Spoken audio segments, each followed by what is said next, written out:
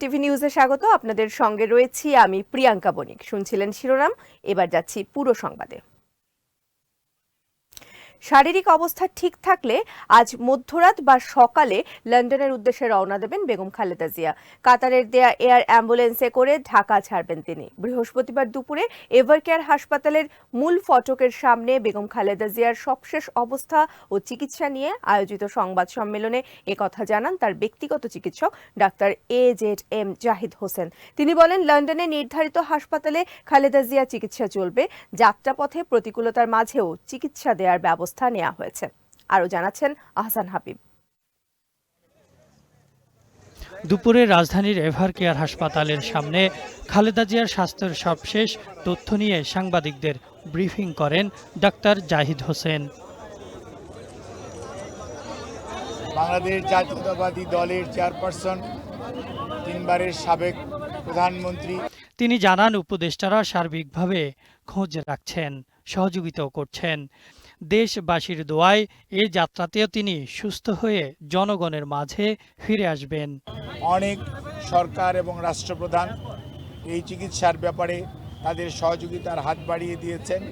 আমরা এই সংকটময় মুহূর্তে আপনাদের মাধ্যমে দেশবাসীর কাছে ওনার সুস্থতার জন্য দোয়া চাই এবং আল্লাহ রাব্বুল আলামিন যাতে দেশবাসীর দোয়া, সারা পৃথিবীর অনেক মানুষের ওনার প্রতি ভালোবাসা এবং দোয়ার কারণেই হয়তোবা উনি এই যাত্রায় সুস্থ হয়ে উঠবেন বলে আমরা আশা করি। দলের পক্ষ থেকে রুহুল কবির রিজভী এবং ডাক্তার জাহিদ ছাড়া অন্য কারো বক্তব্য প্রচার না করার আহ্বান জানান তিনি।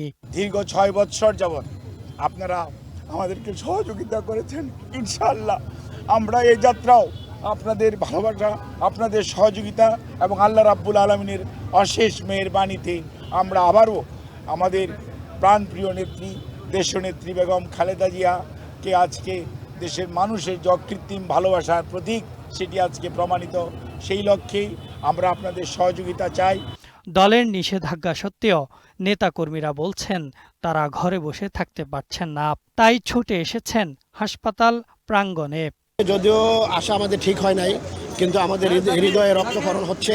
আমাদের ম্যাডামের প্রতি আমাদের ভালোবাসা, আমাদের সহমর্মিতা, আমাদের শ্রদ্ধার নিদর্শন স্বরূপ আমরা এখানে একটু দাঁড়িয়েছি। আমার মনে হচ্ছে যে এখানে সারাক্ষণ থাকি, এখানে আমাদের একটা অনুভূতি, এটা আসলে বলে বোঝানো যাবে না। সন্তানের কাছে মা যদি বিপদে থাকে, মা যদি হাসপাতালে থাকে, পৃথিবীর ইতিহাসে কোনো সন্তান কি ঘরে বসে থাকতে পারে? অনেকে বলছেন, ফ্যাসিস্ট সরকারের বিদায় হওয়ার পরও যারা তাকে এত নির্যাতন করেছেন তাদের বিরুদ্ধে তিনি কোনো ক্ষোভ প্রকাশ করেননি, বরং ক্ষমা করে দিয়েছেন। জনগণের অধিকার আদায়ের আন্দোলনে নিজেকে বিলীন করে দিয়েছেন। আজকে এই মতো অবস্থা, সারা বাংলাদেশ স্থবির হয়ে গেছে। দীর্ঘদিন আটকে রাখা হয়েছে তাকে মিথ্যা মামলা দিয়ে। আজ পর্যন্ত উনি কারো বিরুদ্ধে কোনো খারাপ মন্তব্য করেনি। গত রাতে খালেদা জিয়াকে ভিভিআইপি ঘোষণা করার পর দুপুর থেকেই এসএসএফ হাসপাতাল এলাকায় নিরাপত্তা জোরদার করেছে। সাবেক 3 বারের প্রধানমন্ত্রী বেগম খালেদা জিয়া সংকটাপন্ন অবস্থায় চিকিৎসাধীন। সন্তানের মতো ভালোবাসা যাদের হৃদয়ে, তারা ঘরে বসে থাকতে পারছেন না। তাই হাসপাতাল চত্বরে শুধু একজন রাজনৈতিক নেত্রী নয়, একজন মায়ের প্রতি, একজন অভিভাবকের প্রতি মানুষের গভীর ভালোবাসা আর উদ্বেগ যেন প্রতিটি মুহূর্তে চোখে পড়ছে। Ahsan Habib, Green TV, Dhaka. Doctor Mohammad ইউনূসের নেতৃত্বে গঠিত অন্তর্বর্তী সরকারের শপথ ও গঠনকে বৈধ ঘোষণা করে হাইকোর্টের দেয়া আদেশের বিরুদ্ধে লিভ টু আপিল খারিজ করেছেন আপিল বিভাগ। বৃহস্পতিবার প্রধান বিচারপতি সৈয়দ রেফাত আহমেদের নেতৃত্বে 4 বিচারপতির পূর্ণাঙ্গ বেঞ্চ এই আদেশ দেন। আদালতের এই রায় দেশের চলমান রাজনীতির প্রেক্ষাপটেও গুরুত্বপূর্ণ প্রভাব ফেলতে পারে বলে মনে করছেন আইনজীবীরা। সঞ্জিত হাসনাতের রিপোর্ট। 2024 সালের জুলাই-আগস্ট গণঅভ্যুত্থানে আওয়ামী লীগ সরকারের পতনের পর সংবিধানের 106 অনুচ্ছেদ অনুসারে অন্তর্বর্তী সরকার গঠনের বিষয়ে সুপ্রিম কোর্টের কাছে মতামত চান রাষ্ট্রপতি। আপিল বিভাগের মতামতের ভিত্তিতে ডক্টর ইউনূসের নেতৃত্বে অন্তর্বর্তী সরকার গঠিত হওয়ার পর উপদেষ্টারা শপথ নেন। এই প্রক্রিয়াকে চ্যালেঞ্জ করে গত বছরের ডিসেম্বরে সিনিয়র আইনজীবী মোহসিন রশিদ হাইকোর্টে রিট দায়ের করেন। শুনানি শেষে রিটটি খারিজ করে দেন হাইকোর্ট। ওই আদেশের বিরুদ্ধে ফের তিনি লিভ টু আপিল করেন। তার দাবি ছিল অন্তর্বর্তী সরকারের শপথ ও গঠনে আইনগত ত্রুটি রয়েছে। পাঠালেন, প্রেক্ষাপটটা কেমন ছিল? অন্তর্বর্তী সরকারের বৈধতা নিয়ে আদালতে দফায় দফায় শুনানি ও আইনি বিতর্ক চলার মধ্যে লিভ টু আপিল পর্যবেক্ষণ সহ খারিজ করেছেন আপিল বিভাগ। এই আদেশটি সর্বসম্মতিক্রমে হয়েছে। এই আদেশের ফলে এটি প্রতিষ্ঠিত হলো যে বর্তমান সরকার জনগণের সার্বভৌম ক্ষমতার অভিপ্রায়ের ভিত্তিতে গঠিত সরকার, যাতে ইংরেজিতে বলে will of the people.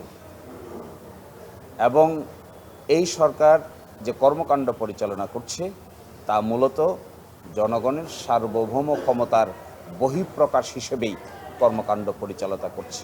High court division ওনার সেই চাওয়া রিট পিটিশন সামারিলি রিজেক্ট করে দেন, অর্থাৎ শুরুতেই কোনো রকম রুল ইস্যু ছাড়াই ওনার এই বক্তব্যগুলো আদালতের কাছে চাহিত প্রার্থনা এটা নামঞ্জুর করে দেন সরাসরি। অ্যাটর্নি জেনারেল জানান, বর্তমান অন্তর্বর্তী সরকারের বৈধতার জন্য পরবর্তী নির্বাচিত জাতীয় সংসদের অনুমোদনের প্রয়োজন নেই।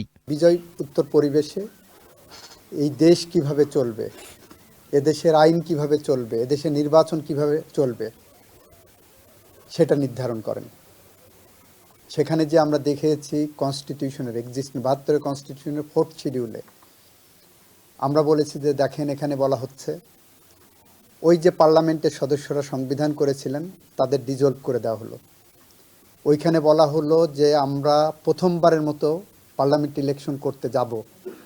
ওখানে বলা হলো যে আমরা কিভাবে ভোটার তালিকা তৈরি করব। এই সব কিছুই কিন্তু প্রসপেক্টিভ পরবর্তীতে করব বলে বলা হচ্ছে। দেশের জনগণ বৈধতা দেয় অন্তর্বর্তী সরকার নিয়ে আর কেউ প্রশ্ন তুলতে পারবে না বলেও মন্তব্য করেন রাষ্ট্রের সর্বোচ্চ আইন কর্মকর্তা। Sanjit Hasnat, green TV, Dhaka. ত্রয়োদশ জাতীয় সংসদ নির্বাচনে আরও 36টি আসনে প্রার্থী ঘোষণা করেছে বিএনপি। বৃহস্পতিবার দুপুরে রাজধানীর গুলশানে বিএনপি চেয়ারপারসনের কার্যালয়ে সংবাদ সম্মেলনে এসব আসনের প্রার্থীদের নাম প্রকাশ করেন বিএনপি মহাসচিব মির্জা ফখরুল ইসলাম আলমগীর। এ সময় উপস্থিত ছিলেন দলের স্থায়ী কমিটির সদস্য নজরুল ইসলাম খান। এর আগে 3 নভেম্বর 3টি আসনে বেগম খালেদা জিয়ার নাম সহ 237 আসনে নিজেদের প্রাথমিক প্রার্থী তালিকা ঘোষণা করে বিএনপি। এতে স্থগিত হওয়া মাদারীপুরের শিবচরে বিএনপির প্রার্থী পরিবর্তন করা হয়েছে। আমাদের দলের পক্ষ থেকে আমরা আমাদের মনোনয়নের 237টি আমরা আসনে প্রার্থী ঘোষণা করেছিলাম। আজকে আমরা আরও 36টি আসনে আমরা আপনার নাম ঘোষণা করছি এবং আরও অনেকগুলো থেকে যাচ্ছে, বোধহয় 20-25টার মতো থেকে যাবে, 24টার মতো। সেগুলো হচ্ছে আপনার আমাদের যে অ্যালায়েন্সের সঙ্গে যারা আছেন তাদেরগুলো, এবং আমাদের 2-1টা আপনার ডিসিশন হবে, সেগুলো আমরা আরও পরে ঘোষণা করব। আগামী ত্রয়োদশ জাতীয় সংসদ নির্বাচনে পুলিশ কর্মকর্তাদের নিরপেক্ষ ও পেশাদারিত্বের সঙ্গে দায়িত্ব পালনের নির্দেশ দিয়েছেন প্রধান উপদেষ্টা ডক্টর মোহাম্মদ ইউনূস। বৃহস্পতিবার প্রধান উপদেষ্টার কার্যালয়ে 64 জেলার পুলিশ সুপার সহ ঊর্ধ্বতন কর্মকর্তাদের সঙ্গে বৈঠকে এই নির্দেশ দেন তিনি। এ সময় ডক্টর ইউনূস বলেন, নির্বাচনের মাধ্যমে নতুন বাংলাদেশের জন্ম হবে এবং এই নির্বাচন ইতিহাসের দৃষ্টান্ত স্থাপন করবে। নির্বাচনী চ্যালেঞ্জ গ্রহণে মানসিক প্রস্তুতি নিতে হবে জানিয়ে প্রধান উপদেষ্টা আরও বলেন, এটি সাধারণ নির্বাচন নয়, গণ অভ্যুত্থানের পরবর্তী নির্বাচন। শহীদদের কাঙ্ক্ষিত বাংলাদেশ গড়ার এই নির্বাচনে পুলিশকে নিষ্ঠার সাথে দায়িত্ব পালন করতে হবে।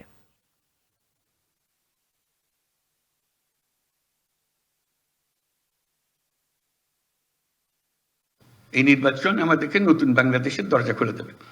তো কাজে নতুন বাংলাদেশের যে জন্ম হবে, এই আমাদের যারা এখানে উপস্থিত আছি তাদের ভূমিকা হলো ধাত্রীর ভূমিকা, যে আমরা যেন সুন্দর সুষ্ঠু সেই জন্মটা দিতে পারি তাদেরকে, সেই ভবিষ্যৎ বাংলাদেশে।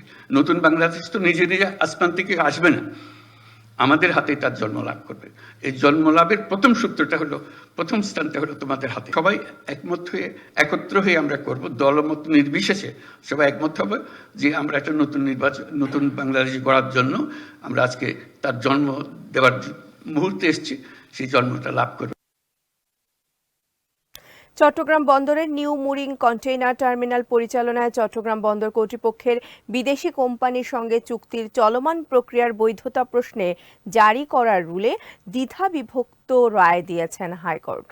বেঞ্চের জ্যেষ্ঠ বিচারপতি ফাতেমা নাজিব চুক্তি প্রক্রিয়া অবৈধ ঘোষণা করেছেন। বেঞ্চের জুনিয়র বিচারপতি ফাতেমা আনোয়ার চুক্তিটির প্রক্রিয়া বৈধ ঘোষণা করেন।